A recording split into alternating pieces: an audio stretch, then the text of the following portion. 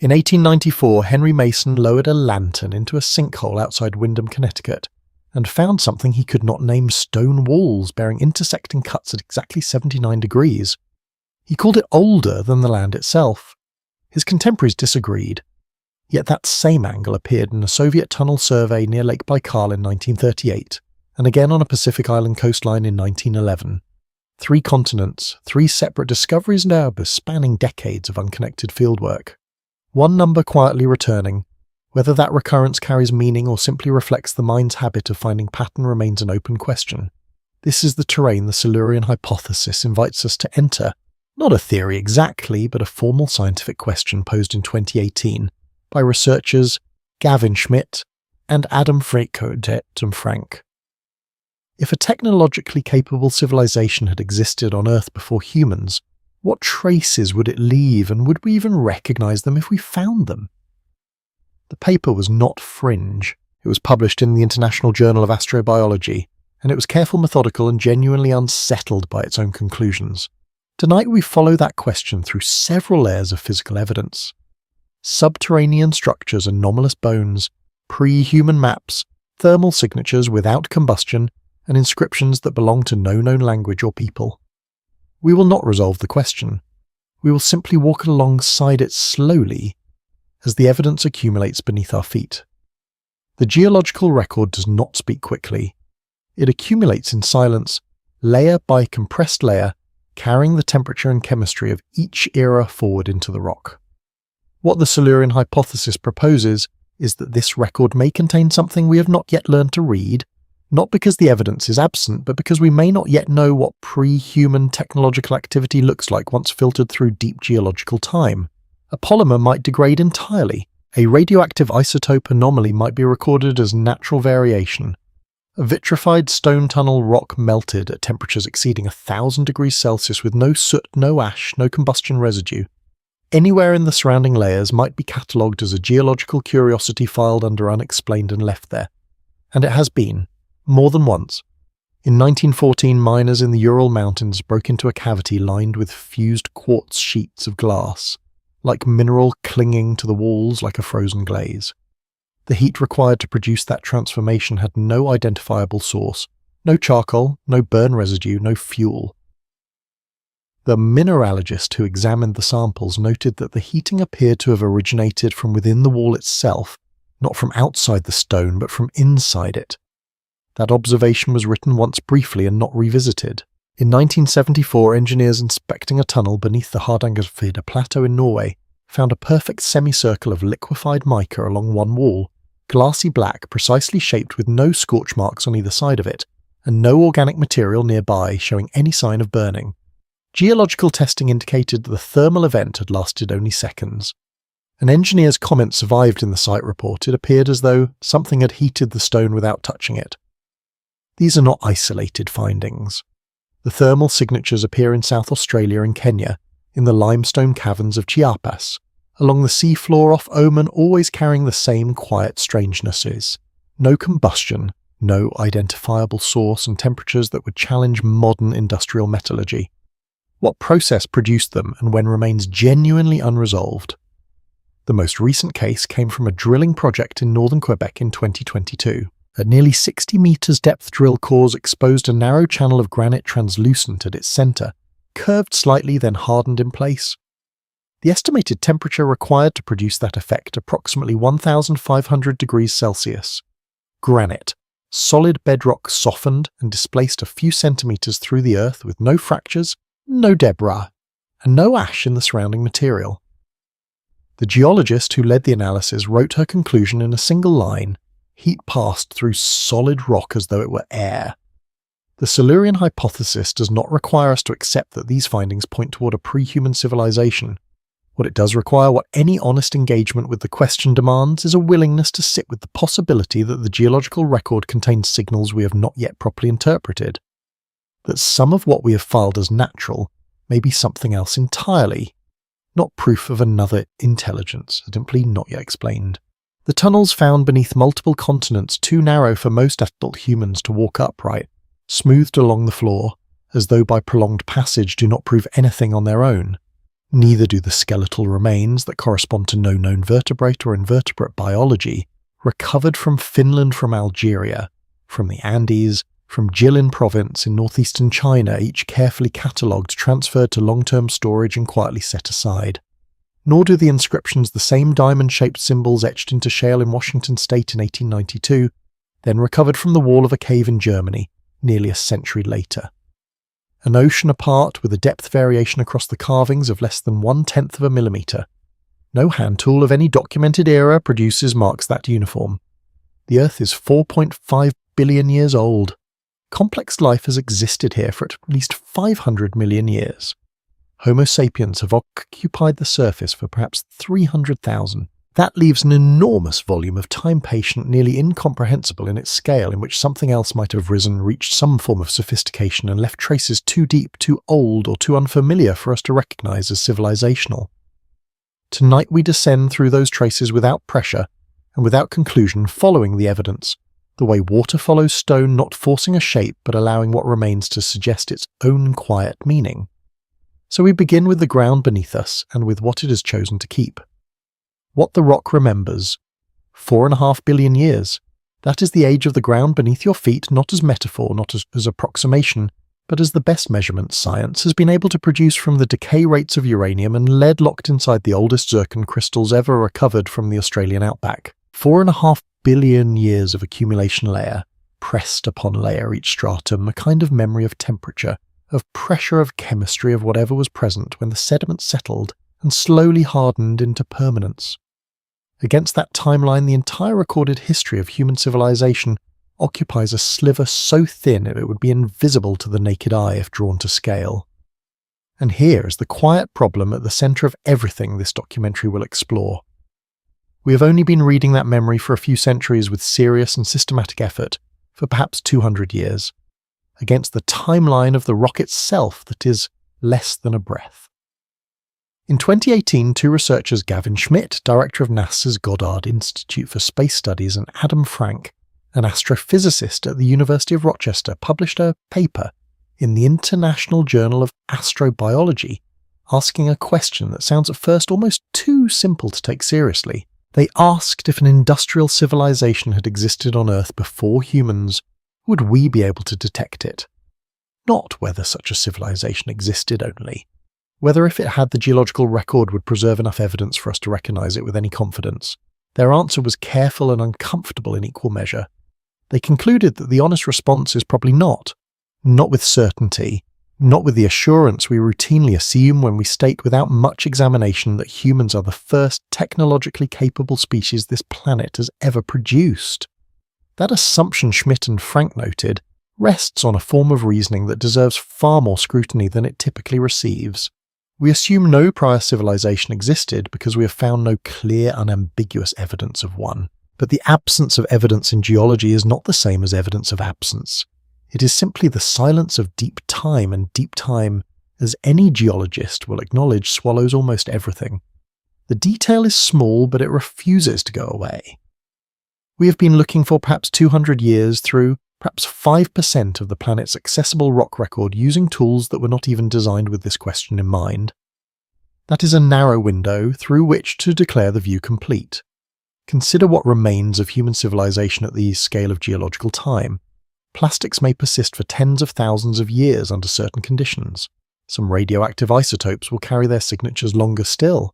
But cities constructed from organic material, wood, mud, thatch, even fired brick dissolve within centuries once abandoned. Stone structures once buried under sediment and subjected to the pressures of millions of years are compressed, metamorphosed, and rendered effectively unrecognizable. The boundary between what was built and what was purely natural becomes at sufficient depth and age invisible to standard analysis. Schmidt and Frank estimated that if a civilization equivalent to our own had existed 50 million years ago and then disappeared, the most we might expect to find today would be faint chemical anomalies in the rock-elevated concentrations of certain isotopes, slight perturbations in the global carbon record trace, mineral signatures that could just as easily be attributed to volcanic events or bolide impacts. We would not find their cities, we would not find their roads. We might not with any honesty find anything we would confidently call artificial, And yet the question this documentary follows is not whether an ancient civilization left obvious monuments waiting to be identified. It is whether the Earth, in its long and meticulous record-keeping, may have preserved something quieter, something that does not announce itself, that requires a particular quality of attention to notice, and a particular willingness to sit with uncertainty once it has been noticed. The specific traces we will examine over the course of this night do not individually constitute proof of anything. That must be said clearly and will be said again. What they constitute is a pattern of anomalies, physical findings that resist easy classification, that recur across multiple continents and geological eras, and that share properties not commonly associated with natural processes.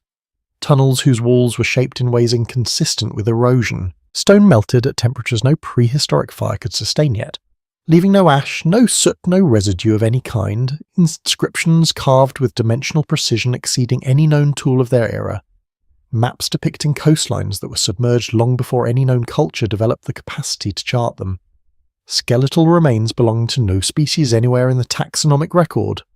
Each of these taken alone might be explained, filed away, attributed to misidentification, to natural rarity, to the limits of the original observer. Some researchers have done exactly that, and their arguments deserve consideration. They will receive it in full in a later chapter. But what the Silurian hypothesis offers is not a conclusion. It offers a formal scientific framework within which these questions may be asked, without embarrassment, examined without agenda, and held without the pressure to resolve them prematurely in either direction. It gives us permission, in other words, to look carefully at what the rock has kept, and to resist the urge to decide too quickly what it means. Tonight we move through that permission slowly, one layer at a time, giving each trace of evidence the attention it has rarely received. The Earth has been keeping notes for longer than we have been here to read them, and what follows is an attempt to listen carefully without demand to what those notes may or may not suggest. We begin where the record is oldest and where the silence runs deepest underground in the geometry of spaces that were never meant to be found, the geometry beneath. A single number sits in the geological record like a stone in a shoe, present, persistent, and without a satisfying explanation for why it keeps returning. That number is 79. Not 78, not 80, but 79 degrees, precisely the angle at which intersecting cuts were recorded in the Connecticut sinkhole walls in 1894, the angle at which corridors turned in the tunnel system near Lake Baikal in 1938, and the angle at which a row of ancient stone blocks aligned themselves along the coastline of a Pacific island in 1911. 3 continents, 3 independent discoveries separated by decades of fieldwork conducted by researchers who had no knowledge of one another's findings, and one angle recurring with a consistency that is either deeply meaningful or deeply coincidental, and the discomfort lies in not being able to determine which. The subterranean structures that have been recovered, documented, and in many cases quietly set aside over the past century and a half, share a small number of properties that tend to reappear regardless of geography. The first is scale. Almost without exception, the corridors and chambers that do not fit the profile of natural cave formation are built, if built is the right word, to a scale that does not comfortably accommodate an adult human body. The tunnels near Lake Baikal, mapped by a Soviet geological team in 1938, following a minor seismic event, had entrances barely 1 meter in height. The passages in Suriname, detected by LiDAR survey in 1993 and partially excavated 2 years later, ran at heights of less than 1 meter throughout their documented length. The chamber uncovered near Bessières in France in 1956, buried beneath 8 meters of pre-agricultural soil, contained a door frame carved with a gentle inward curve as though designed, the archaeologist noted at the time, for a species with a different rib structure entirely. These are not bases made for the bodies that eventually found them. The second recurring property is the flooring. Across sites separated by thousands of kilometers and thousands of years of geological accumulation, the floors of these anomalous spaces share a quality that resists easy natural explanation. They are flat.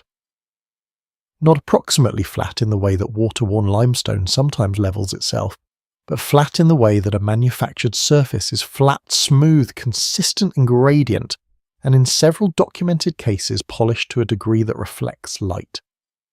The Soviet geologist Nadezhda Morozova, who led the team that entered the Lake Baikal tunnels in 1938, noted in her field report the complete absence of soot or fire marks anywhere on the walls or ceiling, and the almost glass-like quality of the floor surface underfoot.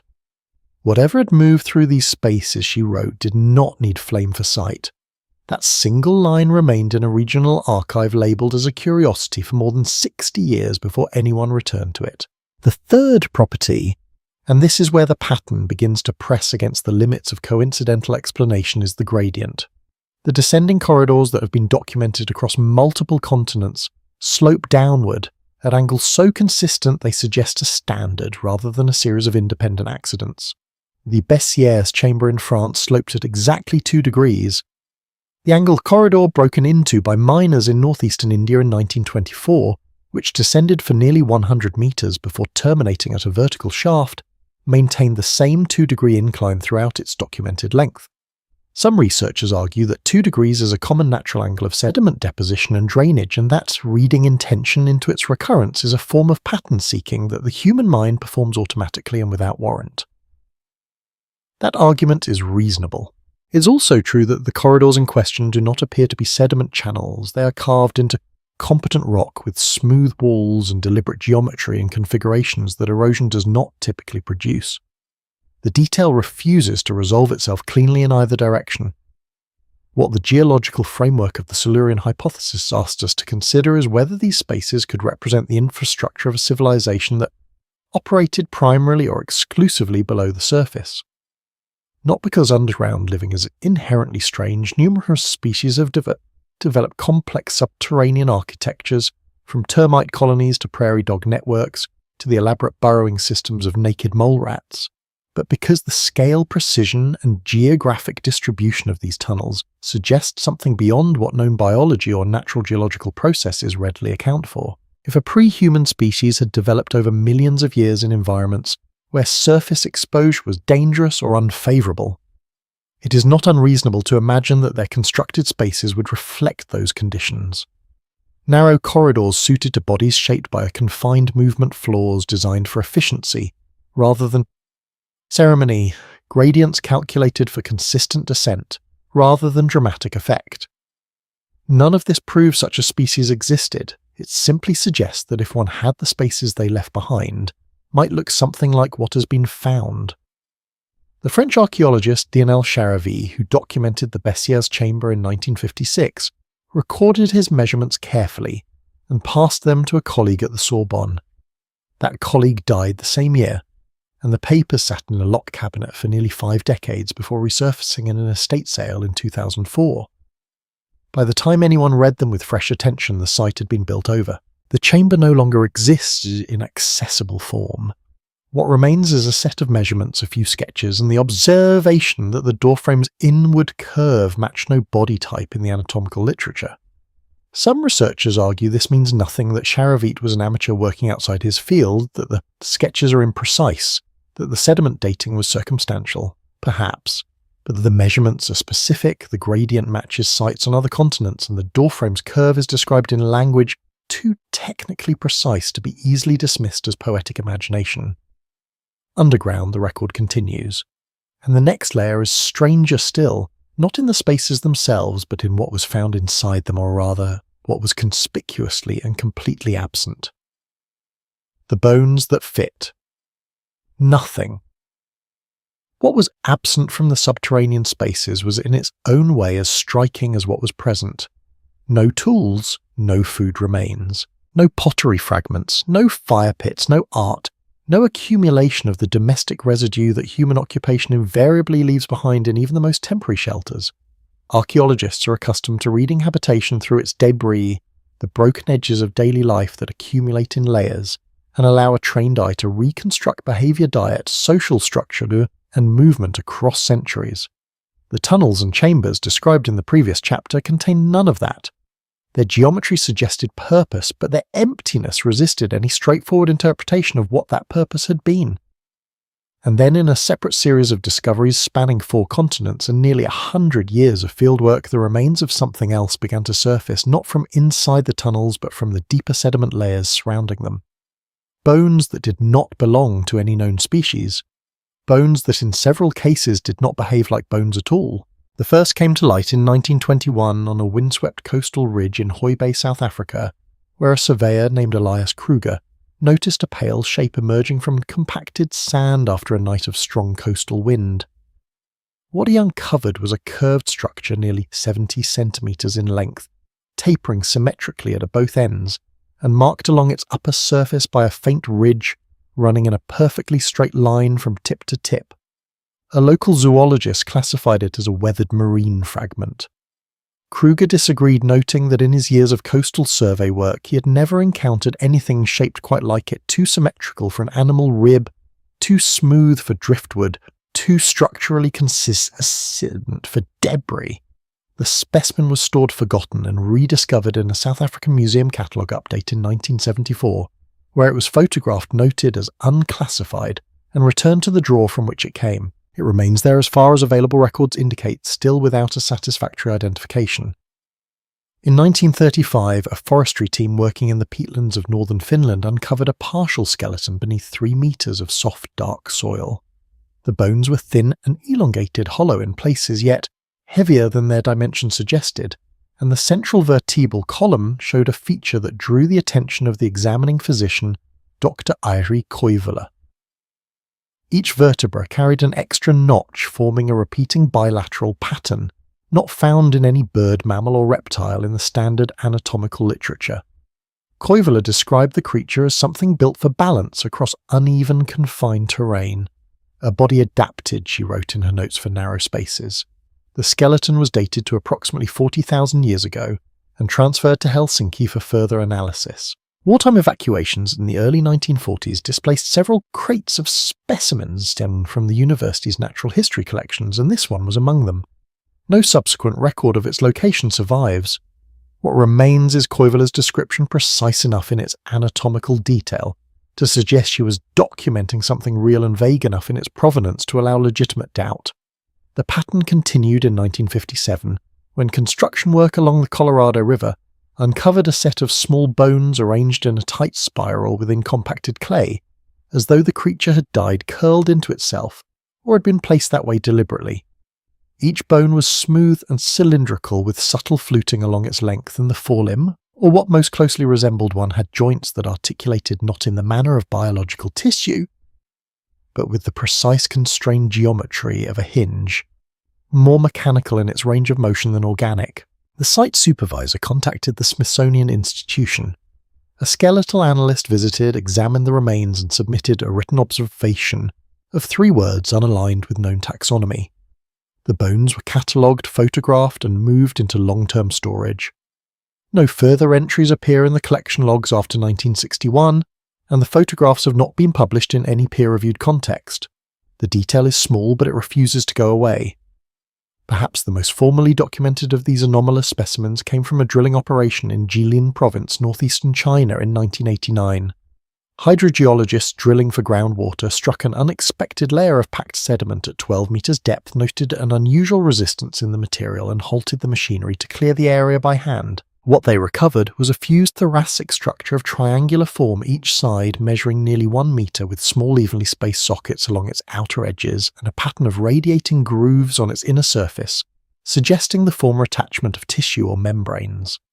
The lead researcher Dr. Zhao Rene described it in his field report as appearing designed to withstand lateral pressure, and noted that the sediment layer from which it was recovered dated to approximately 60,000 years ago, a period in which the surrounding region showed no evidence of any large human settlement, and in which no known species produced skeletal structures of triangular, thoracic architecture.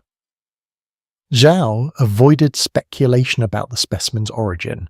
He documented what he could measure and submitted his report through standard institutional channels. Whether the specimen received further formal analysis is not based on available records clear. What makes these recovered remains collectively significant is not any single specimen, but the consistency of what they share across their differences of geography and era. The bones resist classification not because they are too fragmentary to analyse, but because they are too complete, too structurally coherent to be attributed to misidentification of known species. Several show densities inconsistent with any living animal, some impossibly light for their dimensions, others far heavier. A laboratory analysis conducted in Munich in 2017 on fragments recovered from an excavation site in northern Italy found that the samples contained no organic collagen residue, the biological signature that persists in genuine bone for tens of thousands of years under the right conditions, yet retained three-dimensional structural forms indistinguishable from biological specimens under microscopic examination. The lead analyst described them carefully as biological analogues rather than biological remains. Her team could not identify the material from which they had been formed, nor the process by which that material had been shaped into form so closely resembling anatomy. These shapes point consistently toward bodies adapted to confined low-light environments, narrow corridors and closed chambers, bases requiring neither height nor breadth but precision of movement, which is to say they point quietly and without insisting on the connection towards the kinds of spaces described in the previous chapter. Whether that correspondence is meaningful or coincidental remains, as so much in this record remains genuinely open. But the next layer of evidence does not come from bones at all. It comes from the surfaces those spaces left behind and from the marks pressed into them by tools that no known technology of their era should have been able to produce. The tools that left no contact. At the edge of a limestone ridge in Dorset, England in 1887, a quarry foreman named Walter Price watched his crew excavate a channel that should not have been there. It ran for 6 meters through solid rock straight as a surveyor's line, with sides that curved inward by only a few millimeters across their entire length and a base so uniformly flat that Price initially assumed it had been cut by a machine brought in by a previous crew and never mentioned. It had not been. The channel predated any recorded work on the site. A local stonecutter called in to assess the cut told Price with some certainty that no hand tool in common use produced a groove of that consistency, not a chisel, not a pick, not any combination of iron implements he had ever worked with. What struck Price most, and what he recorded in the quarry ledger, with evident puzzlement, was the absence of metal traces along the groove's interior walls. Any iron or steel tool leaves micro-deposits of its own material in the stone it cuts. This channel had none. The ledger entry survived. The explanation did not. The absence of metal residue is in the context of anomalous tool marks one of the most consistently recurring and least easily dismissed features of this category of evidence. It is not simply that the marks are precise precision at some level, can be achieved through patience and repeated effort with conventional tools. It is that the precision coexists with a complete absence of the material signatures that conventional tools invariably leave behind. Stone cutting with stone leaves, microfractures along the cut edge and powder residue of the cutting material. Metal cutting leaves metal traces. Organic tools, bamboo, bone, hardwood, leave microscopic fibers or organic compounds detectable under modern analysis. The anomalous cuts described across multiple continents and multiple centuries of fieldwork leave none of these. They leave in several cases surfaces that appear not cut at all in the conventional sense, but compressed as though the stone has been displaced inward rather than removed outward, a distinction that implies a fundamentally different mechanism of action. In 1964, in the highlands of Papua New Guinea, a local archaeologist named Mika Rona examined a block of hardened clay recovered from landslide debris. Its surface bore a series of parallel cuts, each measuring exactly 19 millimeters in depth, across every point of measurement, a uniformity that required. As Rona noted, a tool with fixed, identical edges that maintained consistent contact throughout its pass. When she attempted to replicate the pattern using metal implements, the result was jagged and variable. When she tried bamboo, the clay crumbled along the cut line. The original marks, by contrast, were smooth to the point of appearing almost polished at their base. She concluded that whatever had produced them had operated with a degree of dimensional control that placed it outside the known toolkit of any culture that had occupied the region. Some researchers argue that natural geological pressure can produce parallel compression marks in clay under the right conditions, and that argument deserves acknowledgement. What it does not readily explain is why the marks measure identically to the 1/10 of a millimeter across a surface larger than a dining table, and why the clay shows no cracking or stress fracturing along the cut lines of the kaidend that geological compression invariably introduces. The 1978 discovery in southern Chile added another dimension to the pattern. A narrow trench carved into ancient clay held 6 indentations along one wall, shaped broadly like claw marks, except that each indentation had perfectly flat internal edges, No curve, no taper, no organic variation of the kind that any biological appendage produces. The spacing between marks was consistent to 1/10 of a millimetre across the full 2-metre documented length of the trench before it disappeared into a collapsed section. Dr. Hernando, who examined the site, described the groove as resembling the track of a machine pulled through soil under controlled conditions, and noted explicitly that no known machine, modern or prehistoric, would leave shapes that geometrically controlled without the use of metal components, yet no metal was present. He wrote one line in his field notes that has been quoted in several subsequent reviews of the site. If this was a tool, it behaved with intent. That observation sits in the literature without a satisfying rebuttal. Perhaps the most technically striking case came not from open excavation, but from a sand stability study conducted near Elysée in the Algerian desert in 2003, during which a team of researchers uncovered a smooth hollow cylinder made entirely of compressed mineral dust. The cylinder was approximately 30 centimetres in length, perfectly circular in cross-section and hollow throughout its interior surface, bearing a fine even texture that microscopic analysis revealed to consist of orderly parallel ridges, arranged in a pattern too regular to have been produced by wind compression, the only natural force capable of consolidating loose mineral material into a coherent form without a binding agent. Under magnification, the ridges resembled the machining marks left by the teeth of a rotating tool. The cylinder had no binder holding its particles together, yes, no resin, no mineral cement, no organic adhesive, and by conventional materials, so science, it should have collapsed under its own weight long before it was found. Dr. Yasmina Sharif, who published the initial report, was careful in her language. She described the surface pattern as consistent with mechanical production and inconsistent with any known natural process, and she stopped there. The cylinder remains in the collections of the Algerian Geological Survey, classified as anomalous, examined periodically, and still without an agreed explanation.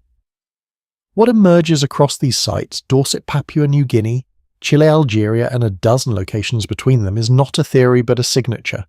The consistent absence of the material residues that human tools use leaves behind, combined with the consistent presence of dimensional precision that human tool use of the relevant eras could not have produced. Some researchers argue that this combination simply reflects the limits of our knowledge about prehistoric technique, that ancient craftspeople achieved levels of refinement we have underestimated using methods that have not survived in the record.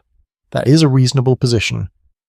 It is also true that the marks appear in geological layers far older than any culture we have identified as capable of fine stonework, and that the materials on which they appear, compressed dust, ancient clay, dense basalt, present dumasure, challenges that even modern precision tooling finds difficult to meet without leaving traces of its own passage. And yet the surfaces remain clean, smooth, and stubbornly unattributed. What shaped them left no name in the record.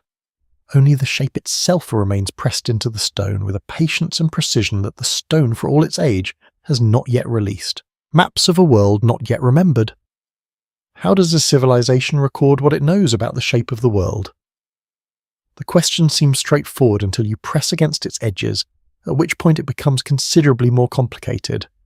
Recording geographic knowledge requires at minimum a stable method of externalizing what is observed, a surface, an instrument, a convention for representing three-dimensional terrain in 2 dimensions, and it requires something else less often discussed, a perspective. A vantage point from which the overall form of a coastline, a river system, or a mountain range becomes visible as a whole, rather than experienced only as the sequence of immediate surroundings. For most of human history, that perspective has been unavailable. The curve of a bay, the branching of a river delta, the way a peninsula narrows toward its tip, these are shapes that only reveal themselves from above, or from a distance so great that no early traveller could have reached it. And yet, beginning in the early 20th century and continuing through the present decade, a series of objects has been recovered from geological layers far older than any known cartographic tradition, each bearing markings that correspond sometimes loosely, sometimes with an accuracy that gives pause to geographic features of the ancient world. The first came to light in 1902 when a shepherd along the Dniester River in Eastern Europe noticed a flat slab of bone sitting in the mud of an eroded riverbank.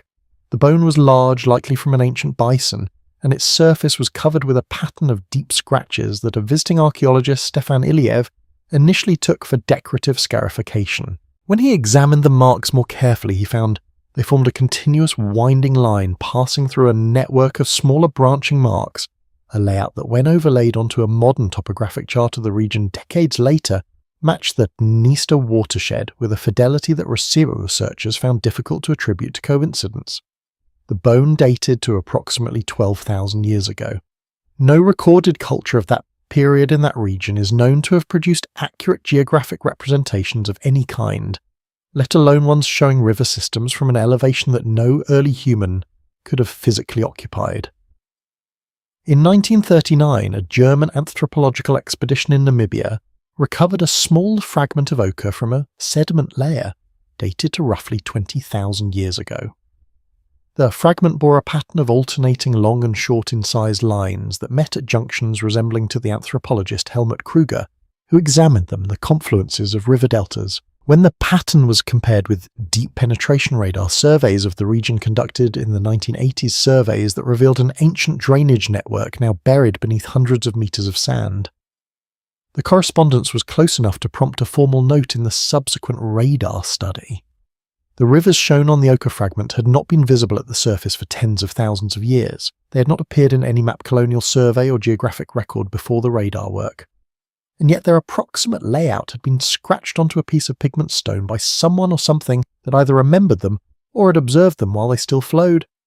Some researchers argue that oral traditions sometimes preserve landscape memory across extraordinary timescales, and that what looks like cartographic knowledge may be the residue of accumulated generational description rather than direct observation. That's a plausible interpretation. It does not on its own explain the dimensional accuracy. The Alai Mountains limestone flake, recovered by Soviet researchers in 1953 from inside a collapsed rock shelter, carries perhaps the most technically striking example of this accuracy. Its engraved lines, uneven in length but consistent in orientation, were analysed decades later by a cartographer named Yuri Lednev, who noticed that their layout mirrored the surrounding mountain ridges and valley systems with a fidelity he estimated at within 1% of modern satellite mapping. 1%. That is a margin of error smaller than many contemporary hand-drawn maps achieve, and it was produced on a fragment of limestone dated to the Upper Paleolithic, an era in which the humans of the region are understood to have lived in small nomadic groups with no known tradition of systematic geographic recording. Lednev wrote that the engraver appeared to have possessed an understanding of terrain far beyond the expected capacity of the age. He didn't speculate about how that understanding had been acquired. He simply measured what was in front of him and reported what the measurements showed. What makes the cartographic anomalies particularly resistant to easy dismissal is the nature of some of the geographic features they depict. Not the contemporary surface landscape which an observant traveller might plausibly have sketched from memory or description, but features that were already gone by the time the objects were made. The stone tablet recovered near Harran in Turkey in 1928 showed coastal shapes that corresponded not to the modern shoreline of the Arabian Peninsula, but to the pre-Holocene coastline, as it existed before rising sea levels reshaped the region. Thousands of years ago, a coastline identified in the late 20th century only through marine sediment core analysis. The cluster of dots along one edge of the 1986 Moroccan slate slab marked areas that correspond to seabed rises not charted until mid-century oceanographic surveys. These are not features that any surface-dwelling culture of the relevant period should have known. They are features of a world that was changing or had already changed, and that required either extraordinary observational technology or an impossibly long institutional memory to record with any accuracy. The pattern recurrence here is gentle but insistent. The maps do not cluster in one region or one era. They appear in Eastern Europe, in Sub-Saharan Africa, in Central Asia, in South America, in North Africa, and in Japan across a span of time reaching from 20,000 years ago to 13,000 distributed across cultures and continents with no known contact or shared tradition. Their makers, whoever they were, appear to have had access to a perspective on the physical world that the surface-dwelling humans of those eras demonstrably lacked. Whether that perspective was technological inherited from an earlier and more capable civilization, or the product of some observational method we have not yet identified, remains genuinely uncertain. What is not uncertain is that the maps exist, that they are old, and that several of them depict a world that no one alive at the time they were made should have been able to see. The Earth was different then. Coastlines that are now underwater were dry ground. Rivers that are now desert were living systems carrying water to the sea. Whatever recorded those shapes did so while they were still visible, or retained a memory of them long after they were gone. Either possibility sits uncomfortably against the standard account of what early life on this planet knew and was capable of knowing. And underneath that uncomfortable question lies another one, older and stranger still one, written not in lines on stone but in heat left inside the rock itself. The case for caution. Before we go further, it is worth pausing, not because the evidence accumulated in the preceding chapters lacks interest, but precisely because it is interesting, and interesting evidence more than any other kind deserves the most careful scrutiny it can be given. The history of inquiry into anomalous findings is not a history of suppressed truths and vindicated outsiders alone. It is also, and perhaps more frequently, a history of pattern seeking. Minds finding shapes in noise of genuine curiosity, outpacing genuine rigour, and of preliminary observations hardening into assumed conclusions before the work of verification has been properly done. Any honest engagement with the question the Silurian hypothesis raises must include that history, and must hold it alongside the physical evidence without flinching from what it implies. The first and most substantial counter-argument concerns the nature of the evidence itself, specifically the problem of provenance. A significant portion of the anomalous findings described in this documentary share a troubling characteristic: the primary specimens have disappeared. The inscribed slab recovered from Pilbara, Western Australia, in 1912 vanished during transfer to Perth, leaving only a black and white photograph and 3 conflicting written descriptions. The finished skeleton, dated to 40,000 years ago, was lost during wartime evacuations in the 1940s. The Algerian cave chamber containing the elongated skull collapsed before officials could return to it, leaving only 4 grainy photographs taken with a handheld camera. The Bessières limestone chamber in France was built over before the measurements Charavit recorded could be independently verified. In case after case, the physical object that would allow modern analysis, carbon dating, isotopic testing materials, science comparative anatomy is no longer available. What remains are field notes, sketches, second-hand descriptions, and the recollections of researchers who are themselves no longer living. That is not nothing. Field notes written by trained observers carry genuine evidential weight. But it is considerably less than what rigorous scientific evaluation requires, and the pattern of disappearance so consistent across so many cases is itself a reason for measured skepticism rather than confident assertion in either direction. The second counter-argument concerns dating methodology. Throughout the preceding chapters, ages have been assigned to anomalous objects based on the geological layers in which they were found, a standard and generally reliable technique, but one with a specific and important limitation. Stratigraphic dating tells you the age of the sediment surrounding an object. It does not on its own tell you whether the object was deposited with that sediment or intruded into it at a later date. Bones, tools, and carved stones can work their way downward through sediment layers over centuries through a process called bioturbation. The movement caused by a root growth. Burrowing animals freeze-thaw cycles and groundwater flow.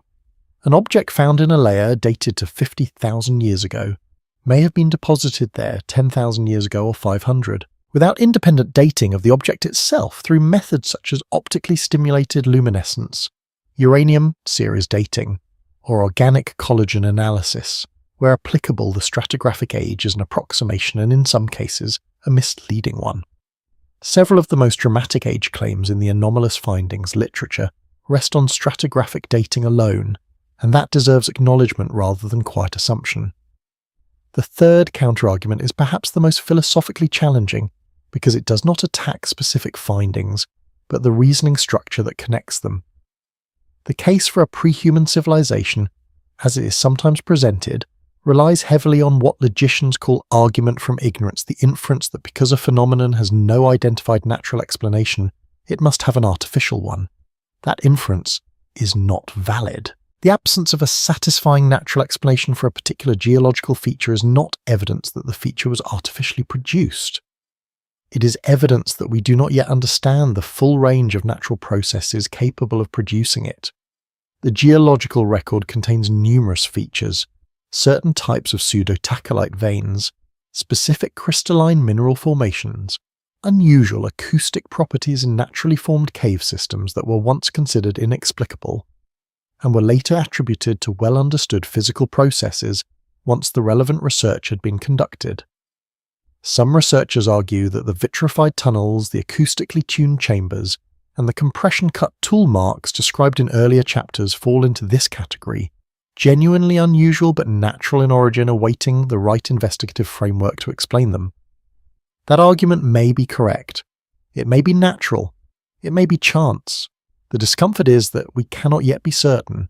And yet, and this is where the skeptical position also reaches its own limits, the counter-arguments do not fully dissolve the pattern. They account for some of the evidence some of the time. They do not account for the recurrence of the same geometric angle across 3 continents and 3 independent discoveries with no known line of communication between them. They do not fully account for the laboratory finding in Munich of specimens that contain no biological collagen, yet hold the 3-dimensional structural complexity of genuine bone in materials that match no known geological or synthetic compound. They do not explain why the cartographic features on several of the anomalous maps correspond to geographic formulas that were underwater or underground, at the time the objects were supposedly made, and that were not identified by modern survey methods until decades after the objects were recovered. Reasonable skepticism addresses the weaknesses in the evidence. It does not, if applied honestly, erase the evidence entirely. What the skeptic position and the open inquiry position share, if both are pursued in good faith, is a commitment to staying with the uncertainty rather than resolving it prematurely. The honest position is neither confident belief nor confident dismissal. It is the recognition that the geological record is vast, that our reading of it is incomplete, and that some of what it contains has not yet been satisfactorily explained. Whether that unexplained remainder points towards something as significant as a pre-human civilization, or whether it represents the accumulated edge cases of natural processes we have not yet fully characterized, is a question that the current state of the evidence does not permit us to answer. The pattern remains, the discomfort remains, and the next layer of evidence, the thermal signatures embedded in the rock itself, does not make either easier to dismiss. Fire without ash. The rock remembers heat the way skin remembers a burn, not as memory in any conscious sense, but as a structural alteration that persists long after the event itself has ended. When stone is exposed to extreme temperature, its mineral composition changes in ways that are detectable centuries or millennia later. Crystal lattices, reorganized volatile compounds are driven off certain minerals, fuse into glassy phases that preserve the thermal event in their molecular architecture as precisely as a timestamp. Geologists read these signatures routinely in the vitrified walls of ancient lava tubes, in the fused silica of lightning-strike fulgurites, in the shock-metamorphosed quartz of meteor impact craters. What they are not accustomed to reading, and what a scattered but persistent series of discoveries has placed in front of them with increasing frequency, is thermal alteration that carries none of the accompanying signatures that should by every known physical mechanism accompany it. Heat in these cases without the fire that produced it. Vitrification without combustion. Stone transformed at temperatures that challenge modern industrial processes in locations sealed from volcanic activity lightning, or any other natural high-energy source, and leaving behind no ash, no soot, no char, no residue of any kind. The earliest formally documented case came from a hillside near Wicklow Island in 1889, where a railway construction crew cutting through bedrock exposed a section of stone that had folded into smooth glass. Like waves, the characteristic appearance of rock that has been heated past its melting point and allowed to cool slowly under controlled conditions. The geologist Thomas Reeve, called to assess the anomaly, noted that the layers of sediment immediately above and below the melted section showed no signs of thermal disruption whatsoever. No darkening, no mineral alteration, no evidence that the heat responsible for the transformation had passed through them in either direction. The melting appeared to have been applied with extraordinary lateral precision, confined to a band of rock perhaps 30 centimeters thick, leaving its neighbors entirely untouched. Reeve wrote in his site report that the stone had behaved like wax under a steady flame, and that no natural process he could identify in the regional geology was capable of producing that effect. His report was filed, The site was built over. The anomaly passed into the literature as a footnote. 25 years later, in 1914, miners working in the Ural Mountains broke through the wall of an existing shaft and entered a cavity whose walls were lined with sheets of fused quartz, a glassy mineral coating that clung to the rock surface in smooth even layers like a ceramic glaze applied and fired in a kiln. Quartz fuses at temperatures above 1000 degrees Celsius. The cavity showed no soot deposits, no burn residue, and no traces of any fuel source, organic or inorganic, that could account for the thermal event. The mineralogist Paulina Sidorova, who analysed samples taken from the walls, observed something that placed this case in a separate category from simple thermal anomalies. The heating appeared to have originated not from the cavity's interior, but from within the wall material itself. The heat had moved outward through the rock, not inward from a source in the open space. She wrote with the careful restraint of a scientist who recognised that her observation had no satisfying explanation, that the rock appeared to remember a fire with no source. That phrase, contained in a regional mining report that circulated in limited numbers, was not widely encountered until it was quoted in a 2006 review of unexplained geological thermal events. It had been accurate and unresolved for nearly a century. The South Australian case of 1931 added a spatial dimension that made the purely natural explanation still harder to sustain. A collapsed cave revealed a tunnel whose walls had been partially vitrified, but not randomly and not throughout. The melted sections followed a consistent line exactly 1 metre above the tunnel floor, running in an unbroken band for several metres, before stopping as cleanly as it had begun. The vitrification was smooth and even lacking the chaotic bubbling and irregular surface texture common in lightning, strike, melts or volcanic glass. Archaeologist William Hartley, who documented the site, noted that the pattern suggested something had moved through the tunnel at a fixed height above the floor, generating heat as it passed, and that it left no other trace of its passage. Not a tool mark, not a deposit, not a footprint. Only the glass-like ring, at 1 metre precise as a water line extending along the tunnel in both directions, before the structural collapse made further investigation impossible. In 1974, beneath the Hardangervidda Plateau in Norway, engineers conducting routine tunnel inspections found an isolated pocket where the surrounding micaceous schist, a metamorphic rock not easily disturbed by surface processes, had liquefied into a glossy black sheen along a perfect semicircular section of one wall. The liquefaction extended no further than the semicircle's boundary, which was sharp enough that the transition from raw rock to melted rock could be traced with a fingernail. No scorch marks appeared on the adjacent surfaces. No organic material in the vicinity showed any sign of heat exposure. Geological analysis of the affected section indicated that the thermal event responsible had lasted, by the evidence of the cooling rate preserved in the mineral structure, only a matter of seconds. The temperature required to produce that liquefaction in that rock type in excess of 1200 degrees Celsius sustained briefly, but with extraordinary intensity applied to a geometrically precise area, and leaving nothing behind but the altered stone itself. A local engineer's comment appears in the inspection record. It appeared as though something had heated the stone without touching it. Some researchers argue that rare electrical discharge events, forms of ball lightning or telluric current, can produce localized high-temperature effects in rock without conventional combustion residue. And that argument is scientifically credible as a hypothesis. What it does not yet account for is the geometric precision of the semicircular boundary, which natural discharge events do not typically produce. The most recent and perhaps most challenging case came from northern Quebec in 2022, where a deep drilling project recovered core samples containing a narrow channel of granite that had been transformed into a translucent ribbon, softened, displaced by a few centimetres through the surrounding rock, and rehardened in a curved form that implied directional movement of the molten material. Granite melts at approximately 1500 degrees Celsius. The channel showed no fractures in the surrounding rock, consistent with the thermal expansion that granite melting would normally cause. No debris, no ash, and no chemical signature of any fuel source in the core material above or below the affected zone. Petrologist Claire Mailloux, who led the analysis, wrote her conclusion with the economy of someone who had exhausted the available natural explanations and found none of them adequate. Heat had passed through the solid rock, she wrote, as though it were air. That observation has not been rebutted. It has simply been absorbed into the growing file of findings for which the geological record offers a clear signature and no clear cause. What produced these thermal events in England and in the Urals in South Australia, in Norway and Quebec, and in a dozen sites between them spanning more than a century of discovery remains genuinely unknown. What can be said is that they share a profile unlike any natural thermal process currently documented in the geological literature, and that they appear in rock layers far older than any human technology capable of producing comparable effects. The heat left its mark with precision and departed without a trace. And in the chambers and tunnels where that heat was applied, something else was left behind, marks pressed into stone and clay by instruments that, like the heat itself, obeyed rules of precision that the known world does not yet account for.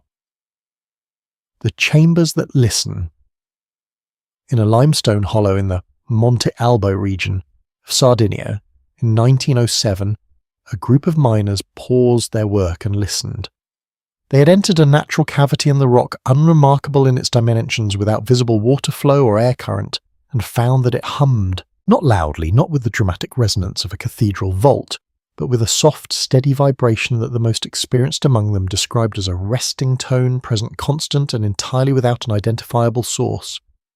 The geologist Eduardo Giovosa, who measured the frequency at 113 Hz, spent some time searching for the opening through which wind might enter and produce a resonant effect. He found none. The hollow had no visible apertures, no draft, no movement of air whatsoever. Whatever was producing the sound was not doing so through any mechanism he could identify. His conclusion, written briefly in a regional geological journal that circulated among perhaps 36 readers, was that the sound did not come from the chamber, it came through it. That distinction between a space that generates sound and a space that transmits it would take more than a century to be recognized as potentially significant. Sound is a physical phenomenon and stone is a physical medium, and the relationship between them is well understood in principle. Sound travels through solid rock at speeds several times faster than through air and certain geological formations. Long, narrow corridors, dome chambers, surfaces of specific curvature can act as natural acoustic amplifiers or reflectors under the right conditions. This is not controversial. What is considerably less well understood, and what a series of discoveries across multiple continents has placed in front of acoustic researchers with increasing insistence, is whether some of the underground spaces described in earlier chapters were shaped not merely to accommodate movement or shelter, but to manage sound deliberately, to channel it, focus it, filter it, or transmit it across distances that should, by the standard behavior of geological media, introduce sufficient distortion to render the original signal unrecognizable. The Carpathian Mountains case of 1936 introduced the temporal dimension that made the Sardinian finding seem less like an isolated curiosity. A team exploring a newly opened fissure found a long, narrow passage lined with smooth vertical striations, the same kind of deliberately worked surface described in the tunnel chapters, and discovered upon entering that the passage produced a low pulsing rhythm that repeated at precise intervals 3 seconds of tone, 2 seconds of silence, 3 seconds of tone. No water flowed nearby. No wind passed through the opening. The physicist Emile Barros, who later analysed the acoustic properties of the passage, concluded that the chamber was functioning as an acoustic waveguide, a structure shaped to carry sound originating at a deeper source point without loss of intensity or temporal regularity across the distance it travelled. The regularity of the 3-2 interval was the detail that refused to resolve comfortably into natural explanation. Natural resonance in cave systems produces continuous sound or irregular pulsing, not metronomic alternation with that degree of consistency. Barros documented his findings and submitted them through standard academic channels. The paper received limited circulation and no formal rebuttal. It also received no formal investigation. The pattern is small, but it does not go away.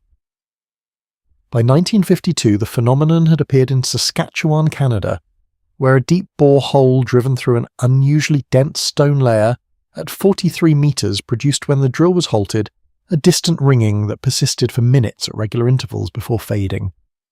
A microphone lowered into the bore hole captured the pulses on recording equipment. Dr. Nora Gadsden, who reviewed the spectrogram, described her pattern as rhythmic and deliberate too, even in its timing, and too consistent in its frequency, to be attributed to geological settling groundwater movement or any mechanical resonance from the drilling equipment which had been shut down. The pulses continued for 40 minutes after all machinery had been switched off, then ceased, They were not recorded again on subsequent visits to the site. What produced them for that window of time and why they stopped remains in the record without explanation.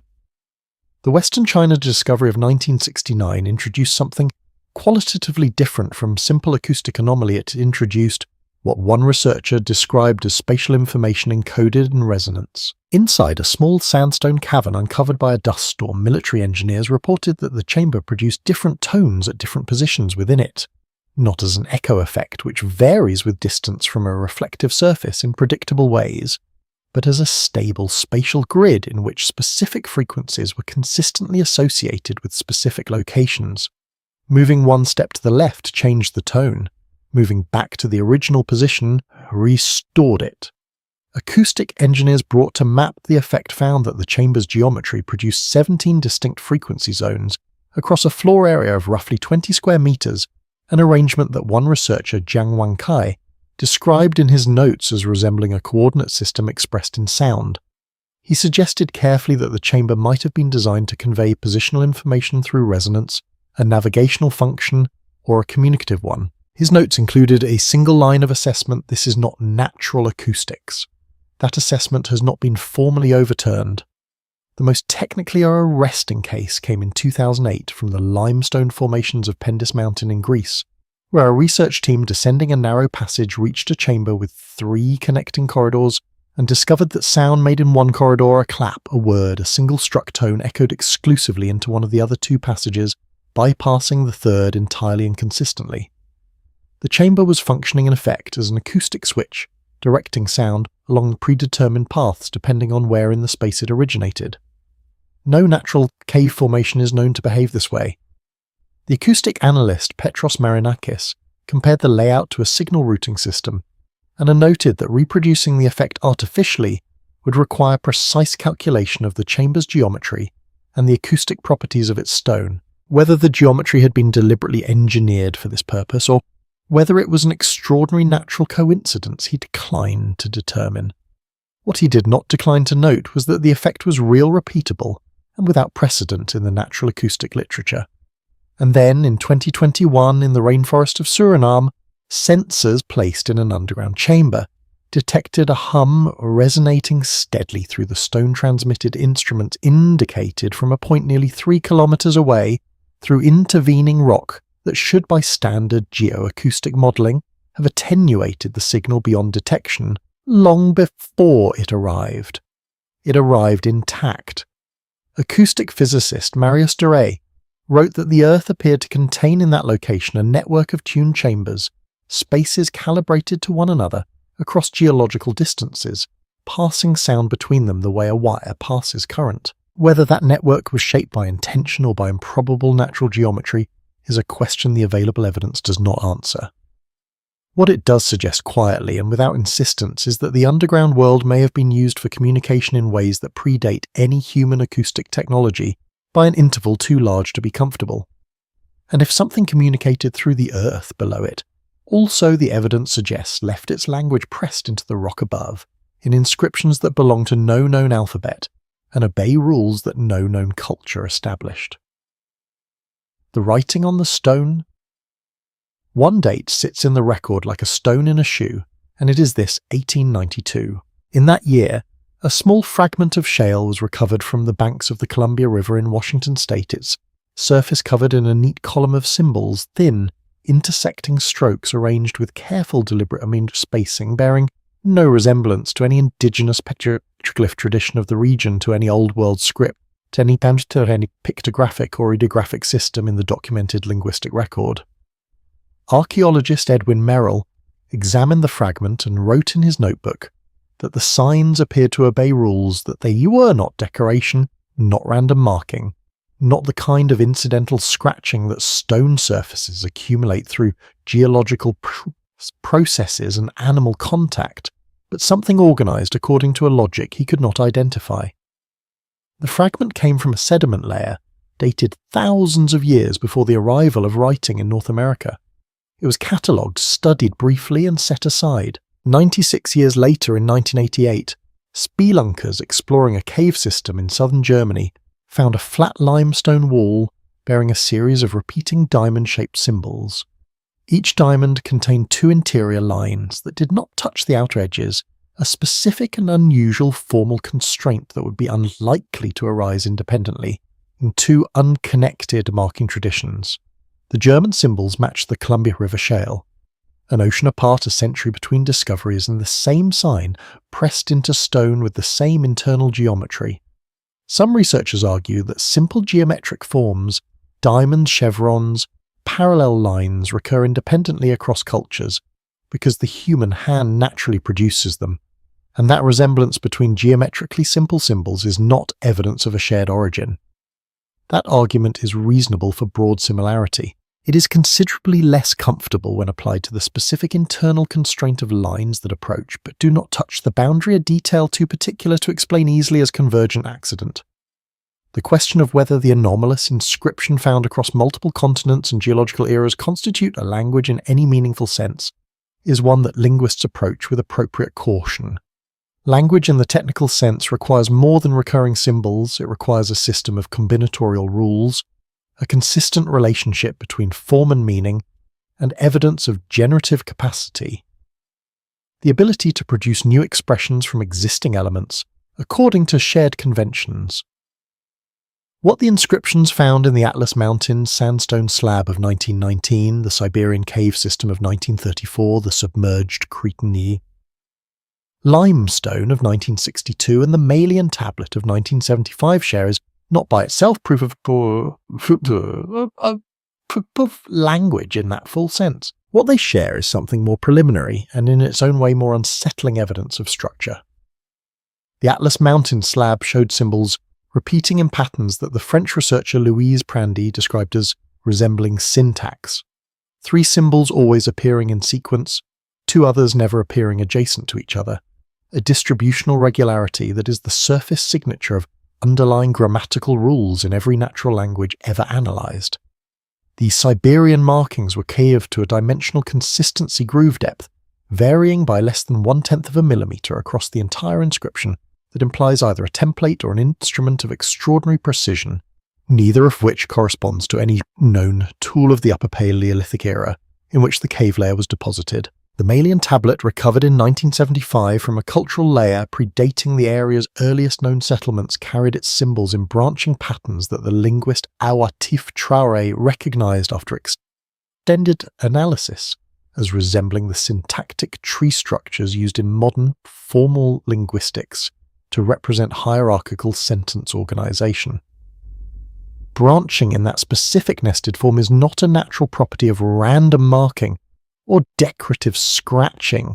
It is a structural feature of language, the physical trace of a system in which some elements are subordinate to others in ways that govern meaning.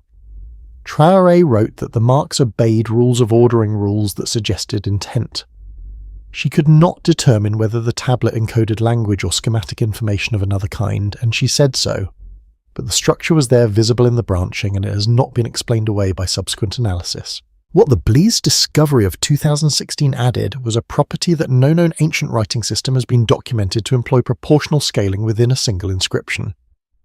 The circular stone plate recovered by divers from a submerged cave showed symbols arranged in a spiral, beginning with larger forms near the outer edge and decreasing in size with mathematical precision toward the centre, each symbol smaller than the last by a consistent ratio maintained across the full extent of the spiral without measurable deviation. Archaeologist Sofia Romero suggested the plate might represent a form of compressed notation information stored in a sequence of decreasing scale, perhaps encoding priority, hierarchy, or distance in a visual grammar that no surviving human tradition employs. The sediment surrounding the plate dated to at least 8,000 years ago, predating the earliest known writing systems by several millennia. Whether the scaling carried semantic content or was a purely formal organizational convention of an unknown kind, the plate remains the only documented example of its type in the pre-Holocene archaeological record. The Atacama Halite inscription of 2023 introduced a spatial dimension that moved the question beyond individual objects and into the landscape itself.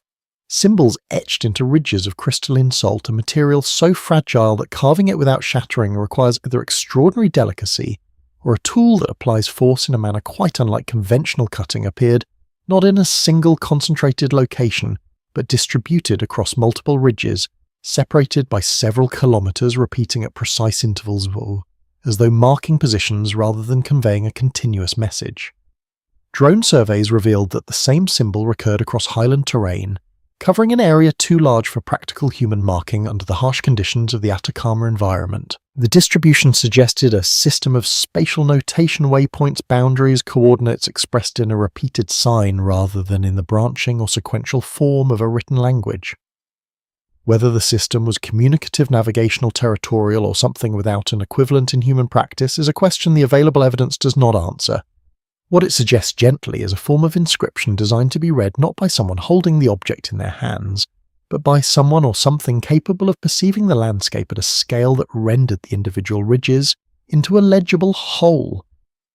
Across all of these cases, the Columbia River Shale, the Atlas Mountains, Slab the Siberian Cave, the Melian branching tablet, the Belize spiral plate, the Atacama ridge markings, one property persists with the quiet insistence of a recurring tone in an otherwise silent room. The inscriptions follow rules. Not the rules of any known language, not the conventions of any documented writing system, not the formal properties of any symbolic tradition that has been traced to a human cultural origin. Their own rules, internal and consistent, pressed into stone and coral and salt and basalt, by hands or instruments that the geological record does not identify. The language, if a language it is, has no known speakers, it has no known alphabet, it has no cultural lineage that archaeology has been able to trace to any human civilization living or extinct. What it has is structure, precision and age, and the quiet, persistent fact that wherever it appears in places that were shaped, smoothed and prepared by the same civilization that left tunnels, bones, thermal signatures and footprints in the deep rock below. And those footprints, as the next chapter will follow, do not lead upward. The last footprints.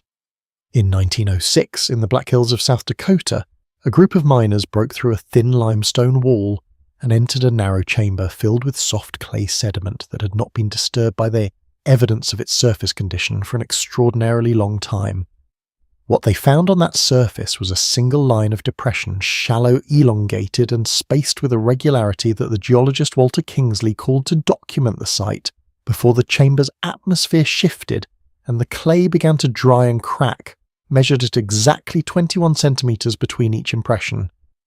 8 depressions in total, each less than 10 centimetres wide, and nearly 30 centimetres in length dimensions that match no human foot, no known animal paw, no geological process that produces regular surface deformation in soft clay. Kingsley noted the spacing and the shape and wrote a single sentence in his field notes that has been quoted in every subsequent discussion of the site. They walked here, but not like us. The chamber collapsed due to air pressure shift shortly after his measurements were completed, and the clay surface, along with whatever it had preserved, was destroyed.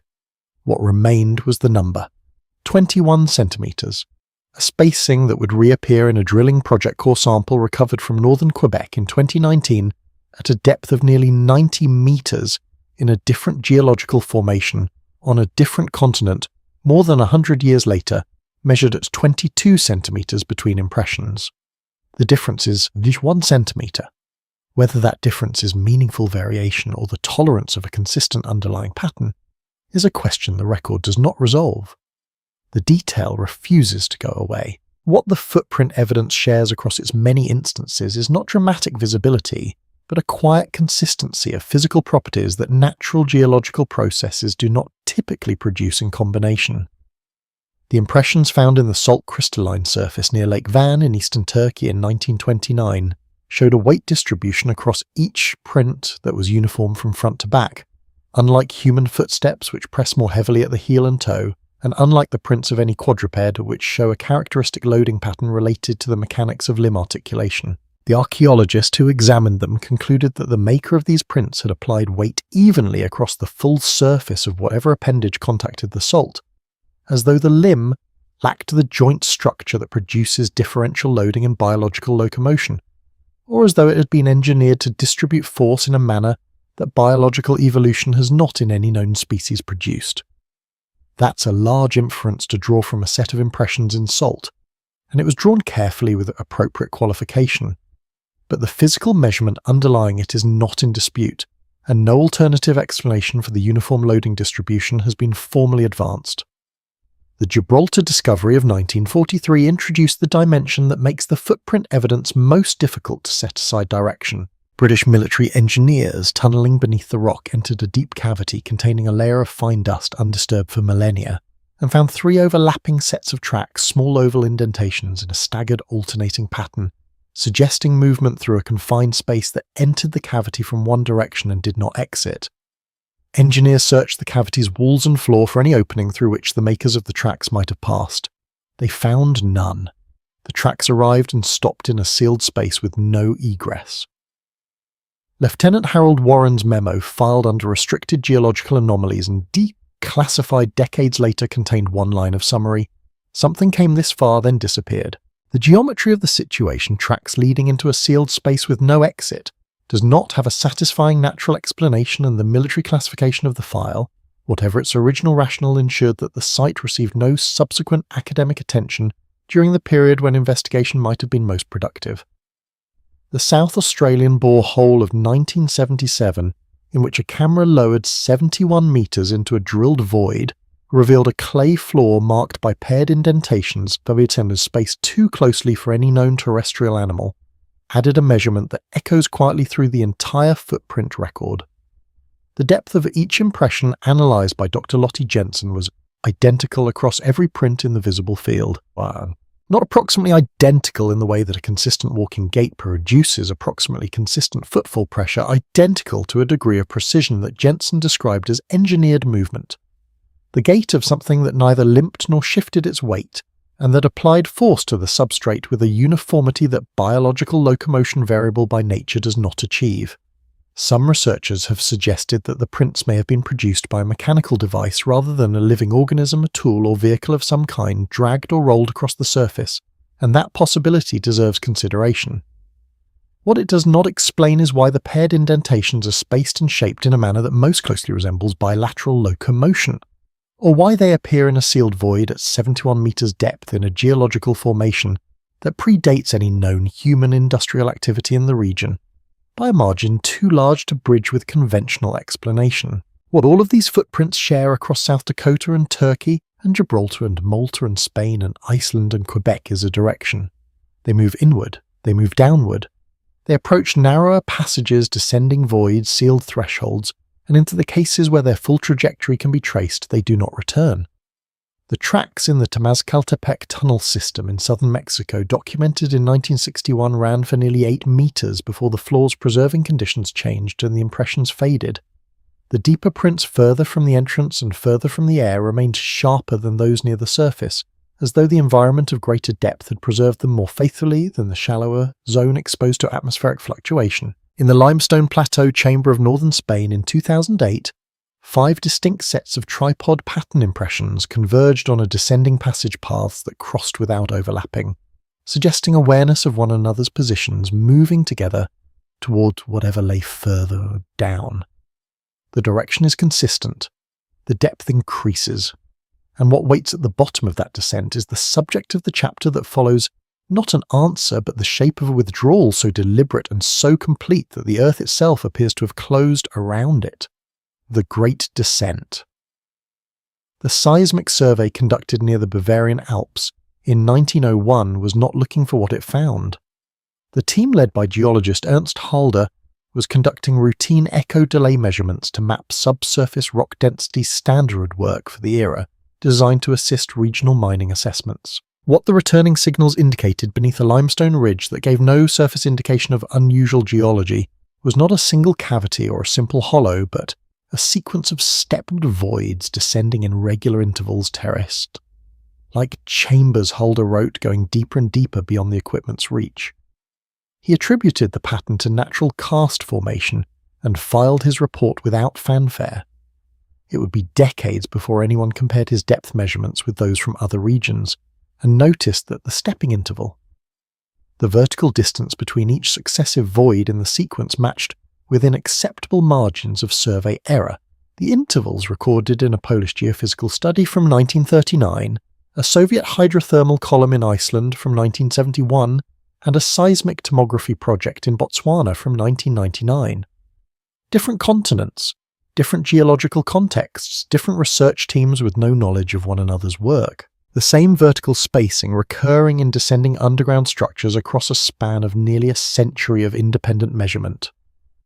What the cumulative evidence of subterranean mapping suggests cautiously, without the insistence of proof, is not a single tunnel or a regional cave system, but something with the spatial logic of a network, a distributed architecture of descending passages, chambers and conduits that share geometric properties across continental distances in a manner inconsistent with independent natural formation.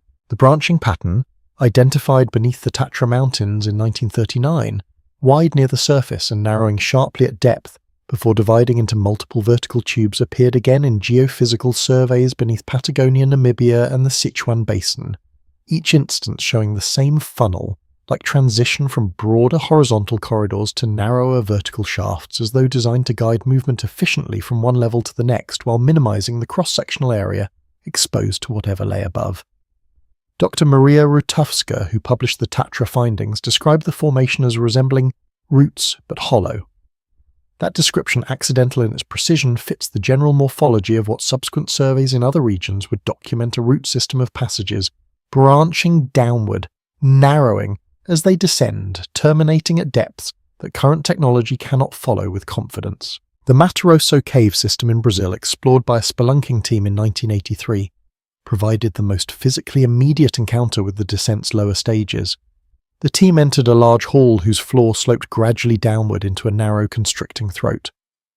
The hall's walls bore the faint triangular impressions the tripod gate trackways documented in the previous chapter, and the concentration of these impressions increased noticeably as the floor steepened, as though traffic through the space had been heaviest near the point of descent. The throat itself ended in a smooth chute polished by what the explorer Lena Cavallo described as repeated passage, the kind of surface where, produced not by geological processes, but by the sustained friction of movement along the same path over an extended period, the chute descended into darkness beyond the reach of the team's lighting. They did not follow it. What lay beneath the chute, how far it continued, and where it eventually led is information the record does not contain.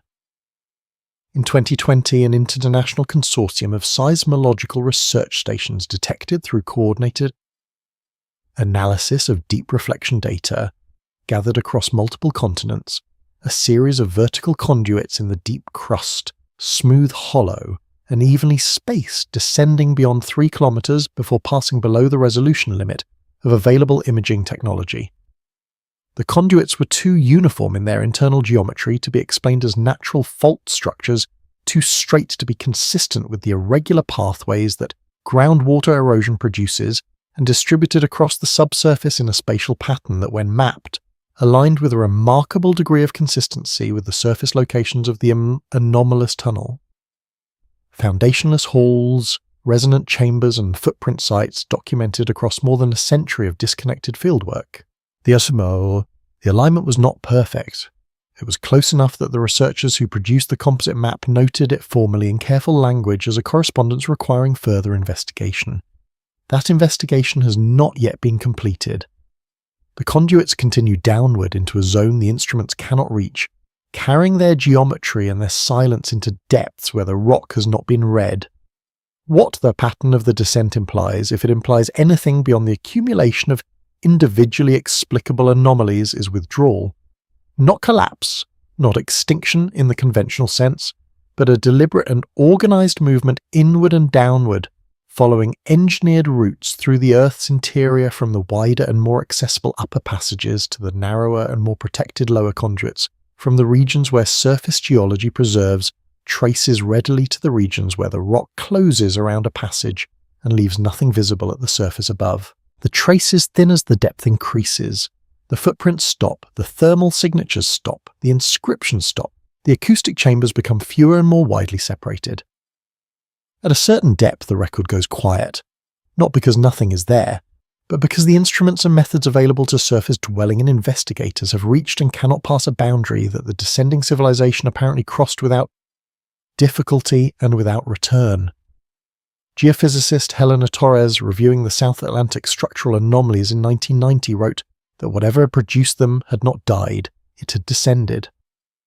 A colleague reviewing her papers years later added a marginal note that has been quoted in several subsequent discussions of her work, and wherever they went, the Earth closed behind them.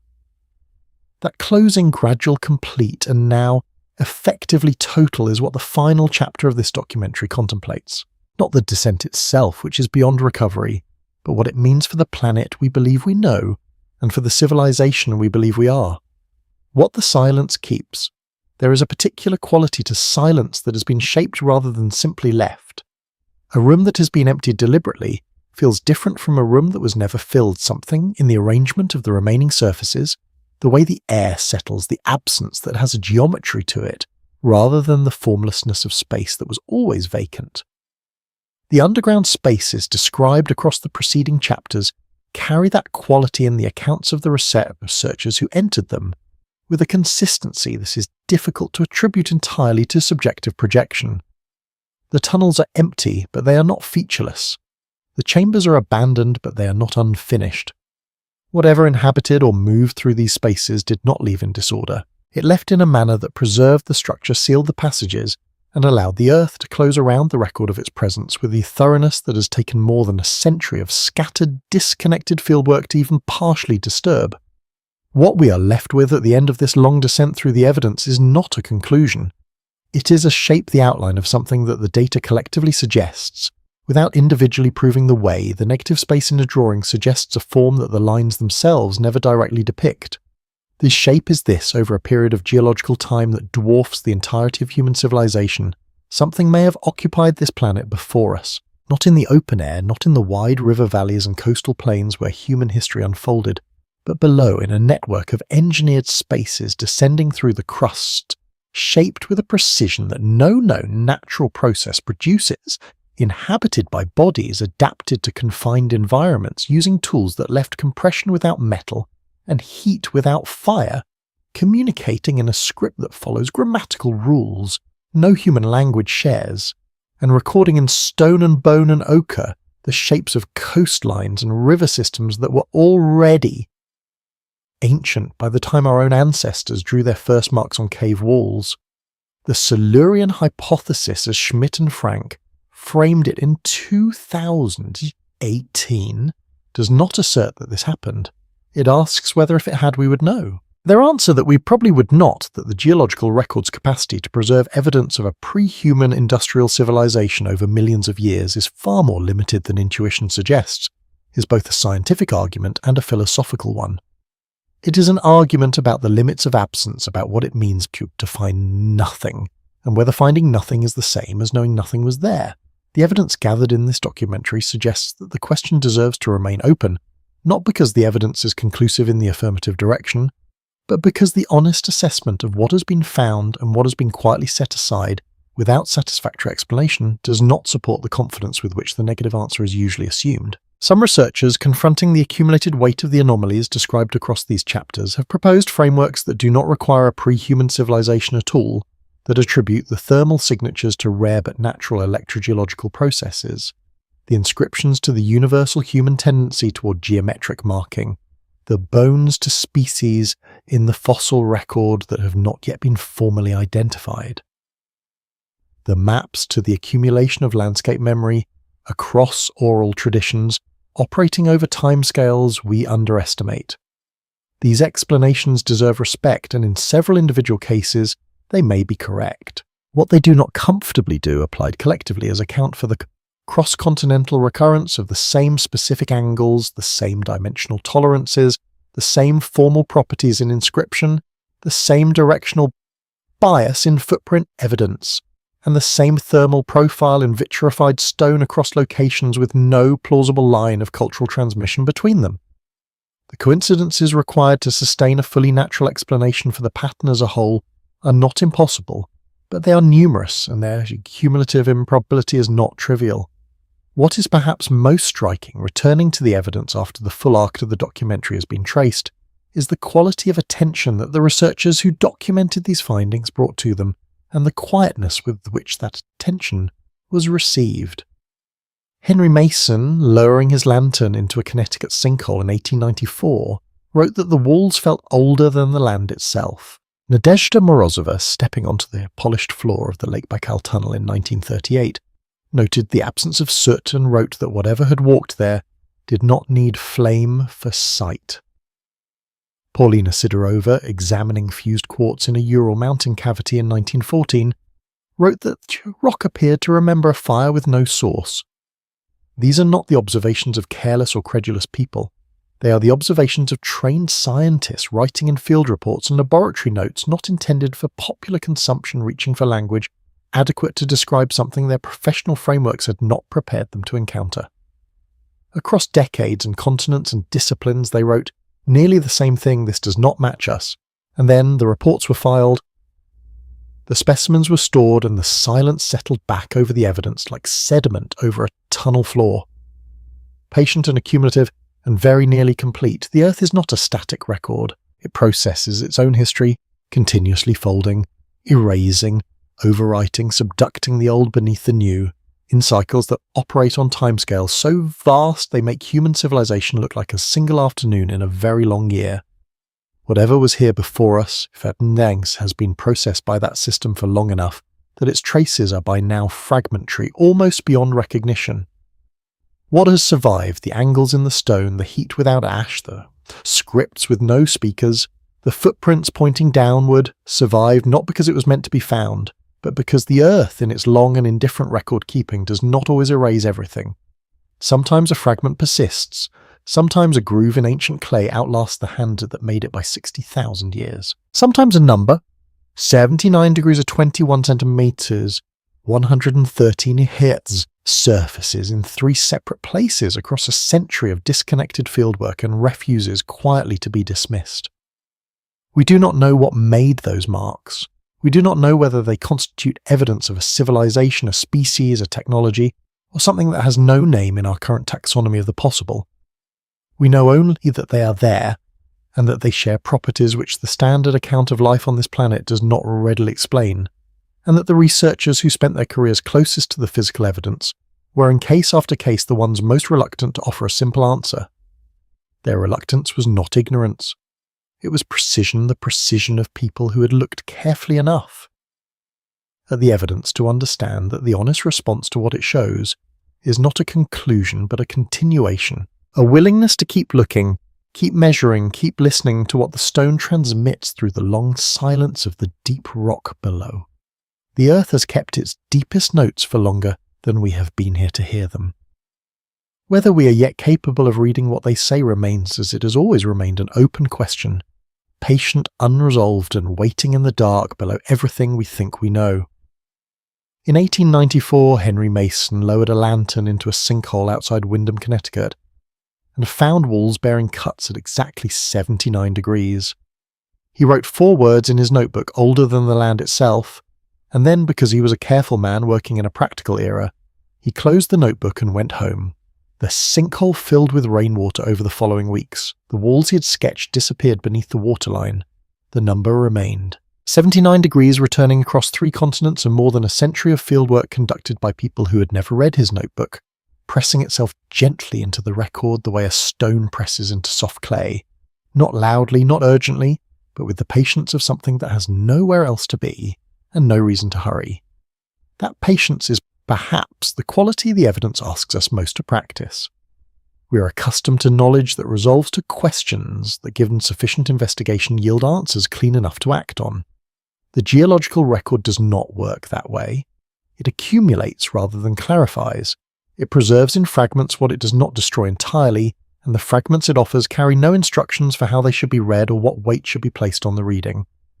A groove in ancient clay, a fused wall of quartz, a set of symbols that obey grammatical rules. No known language established, these are not arguments. They're residues. The difference matters. An argument demands a response. A residue simply sits patient and indifferent in whatever drawer or archive or sediment layer it has come to occupy, waiting for whoever happens to look at it next, with whatever attention they are able to bring. It is not necessary to have resolved anything tonight to have spent the time well.